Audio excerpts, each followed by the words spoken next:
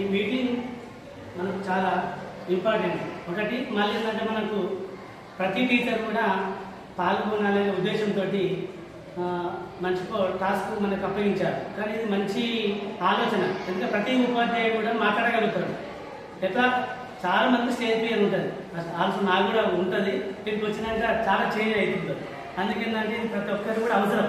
ఇది ప్రతి ఒక్కరు కూడా మాట్లాడగలగాలి. కాబట్టి ఆ ఉద్దేశంతో మన ప్రతి ఒక్క టీచర్ కూడా పాల్గొనే విధంగా ఈ టాస్క్ మనకు ఇవ్వడం జరిగింది.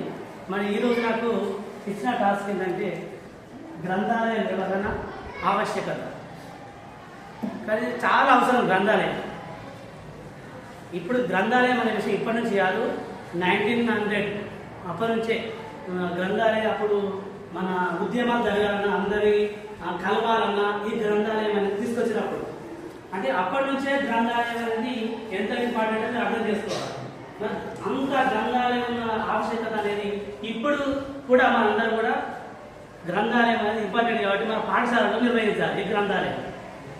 మన పాఠశాల చిన్నప్పటి నుంచే పిల్లలకు అలవాటు చేస్తే, ఈ చదువు అనేది అలవాటు చేస్తుందంటే వాళ్ళు మంచి ఒక ప్రయోజకులు, మంచి జ్ఞానవంతులు అవుతారు. అందుకే మనకు ఏపీజే అబ్దుల్ కలాం గారు ఒక మాట ఇచ్చింది మనకు, ఒక మంచి పుస్తకం 100 మంది మిత్రులతో సమానం. చూడండి, ఎంత ఒక పుస్తకము 100 మంది మిత్రులు అంటే అర్థం చేసుకోవాలి మీరు ఆ పుస్తకం విలువ ఎలా ఉందనేది. మరి అట్లాంటి మన గ్రంథాలయం అనేది నేర్చుకునే సందర్భంలో ఒక విషయం మనం తెలుసుకోవాలన్నా, నేర్చుకోవాలన్నా మనం ఏం చేయాలి? ఒక విషయాన్ని మనం తెలుసుకోవాలి, నేర్చుకోవాలి అంటే మనం ఏం చేయాలి? ఏం చేయాలి? చదవాలి. చదవడం చాలా ఇంపార్టెంట్, చాలా ముఖ్యం. చదవాలి కదా, చదవాలి. మరి చదివే సామర్థ్యం మనము పిల్లల్లో మనము తెప్పియాలి. మరి చదివే సామర్థ్యం మనం తెప్పించినట్టయితే ఆ చదవడం వలన పిల్లలకు భాష జ్ఞానము, విషయ జ్ఞానము, ఆలోచన శక్తి ప్రతి ఒక్కటి కూడా పిల్లల్లో పెంపొందించబడుతుంది. మరి అందుకే మన రాష్ట్ర విద్యాశాఖ ఏం చేసిందంటే ప్రతి తెలంగాణ రాష్ట్రంలో ప్రతి పాఠశాలలో గ్రంథాలయ నిర్వహణ అవసరమని మనకు చెప్పేసింది. అందుకే మనకు దీనికంటే ముందు ఎఫ్ఎల్ఎన్ ఒక ప్రోగ్రామ్ తీసుకొచ్చింది మనం.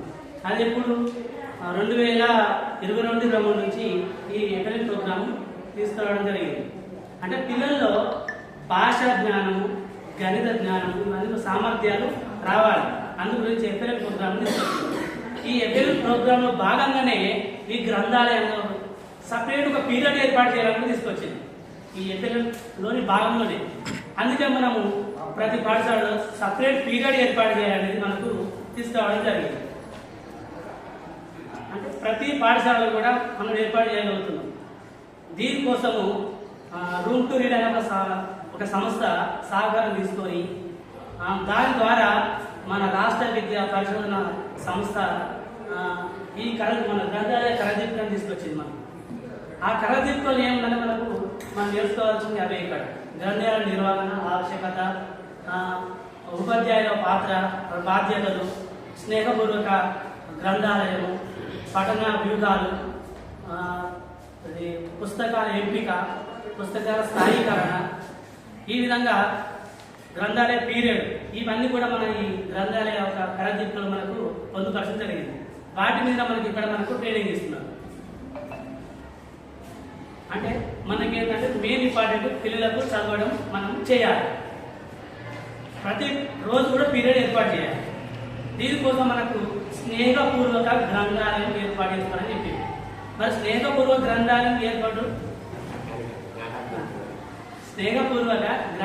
ఏర్పాటు అనేది ఏ విధంగా చేసుకోవాలి?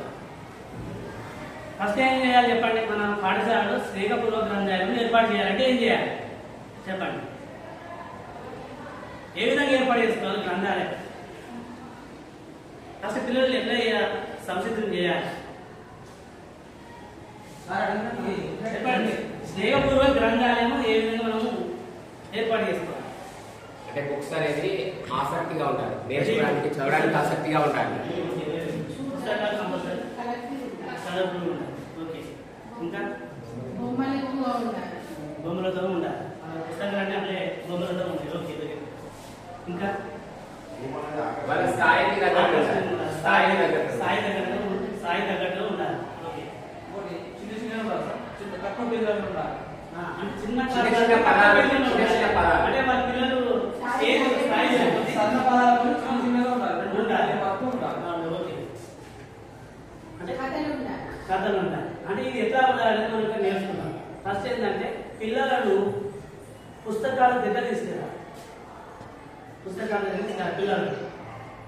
అంటే ఎలా తీసుకెళ్తాం మనం? పిల్లలకు మనం ఏం చేస్తాం? పుస్తకాల దగ్గర తీసుకోవాలని మనం ఏం చేయాలి? పిల్లల కోసం మనం ఏం చేయాలి? వాళ్ళకి అందుబాటులో పుస్తకాలు ఉంచాలి. అందుబాటులో పుస్తకాలు సార్. Very good. అందుబాటులో పుస్తకాలు కంపల్సరీ ఉంచాలి. ఎక్కడ వచ్చారు? క్లాస్కి ఒక ఫార్మాట్ ఓకే. అదేవిధంగా